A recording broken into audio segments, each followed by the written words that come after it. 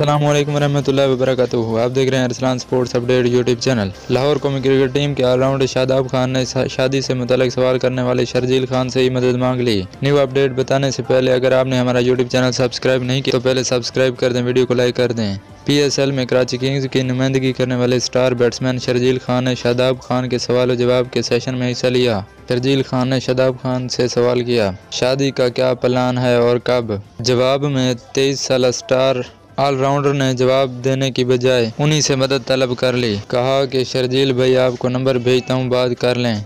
ख्याल रहे कि शादाब खान से अक्सर उनके मद्दाह शादी से मुतल्लिक सवाल करते दिखाई देते हैं। इससे कबल उन्होंने कहा था कि वो खुद तो शादी कर लें लेकिन घर वाले नहीं करवाते। वीडियो पसंद है तो चैनल को सब्सक्राइब ज़रूर करें और हमें ऐसे ही सपोर्ट करते रहें। दोस्तों मिलते हैं नेक्स्ट वीडियो में, तब तक इजाज़त दीजिए। अल्लाह हाफिज़।